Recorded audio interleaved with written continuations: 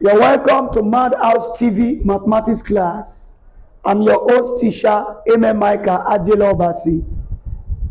Today, we are going to look at equations involving logarithms. Equations involving logarithms. So when logarithms are in equations, how do we handle them? Still applying the principles of logarithm. Let's look at a question 1. Evaluate log 4 to base 2 plus log 7 to base 2 minus log n to base 2 equal to 1. Let's say we have an equation like this to solve. This is logarithms involved in equations. So how do we go about that? Following our principles of logarithm, our log, when they are added, our law says we should multiply. And when it is subtraction, we divide. So we now have what? Log 4 times 7 divided by n to base 2 is equal to what? 1. It's equal to 1. Now, following the relationship between logarithm and indices, we can express this value now as index log 28 over n base 2 is equal to 1. Now, let's express this now in index form. We say that logarithm and index, they are related. And if we want to express this in index form, this becomes what? 28 over n is equal to, the base here goes up, becomes 2 raised to power 1. 2 raised to power 1. And what is 2 raised to power 1? Is the same thing as equal to what? 2. So this will not give us what? We have 28 over n is equal to 2. That's what we have. So to look for our value n now, cross multiply our n and 2. So we have 28 divided by 2 is equal to n. What have we done simply is for n to go up and for 2 to come down. We call it to cross multiply. But we have done our change of subject formula before. This is actually what? Using n to multiply both sides and using 2 to divide both sides. So our value of n is equal to what? 14. You can see how we have treated what? Logarithms that are in equation form. We can look at another example. Let's take another question. Like question number 2. Let's say we have something like log 27 to base 3.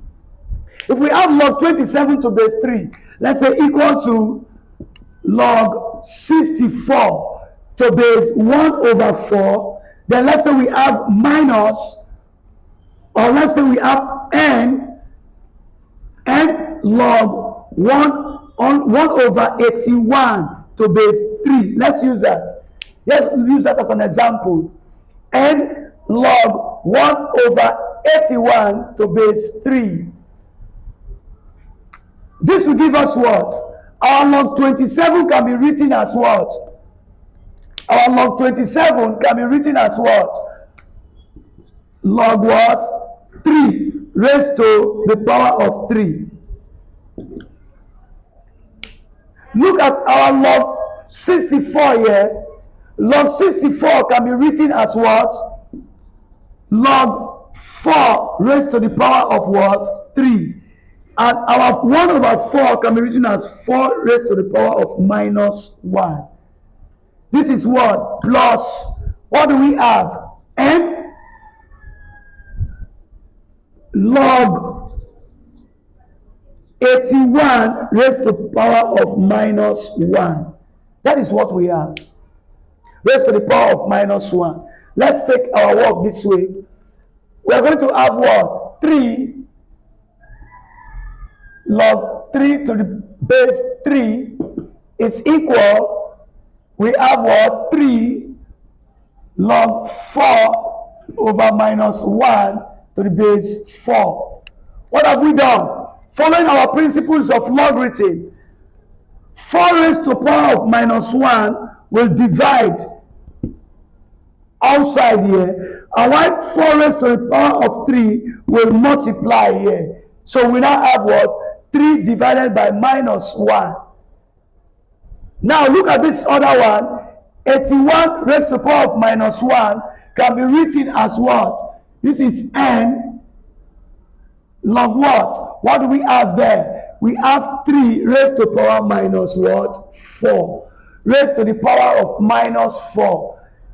Log 3 to base 3. We say that logarithm to its own base is 1. So log 3 to base 3 becomes 1. 3 times 1. Log 4 to base 4 is also what? 1. So what do we have? 3 divided by minus 1 gives us what? Minus 3 times 1. Then plus, what do we have here? This is base 3 also. Take note. That's base 3. Our minus 4 will come down to multiply. So when it multiplies, our n here, it becomes what? Minus n. It becomes what? Minus 4n. That's what we have here. Minus 4n log 3 to base what? 3. So we have what here? 3 is equal to what? Minus 3. This negative cancels the plus, become minus what? 4n. Because this becomes what? 1. So that is what we have. So we are going to find our value 4n. Our minus 4n will cross the equality sign. When we cross the equality sign to the other side of the equation, it becomes positive.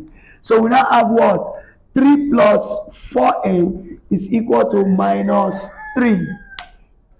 Now look at that. We are going to bring like terms together. Our 3 here crosses to the other side. From plus, it becomes minus. So we now have 4n is equal to minus 3 minus 3. Minus 3 will give us what? 4n is equal to what? Minus 6. And that becomes what? N is equal to minus 6 all over 4.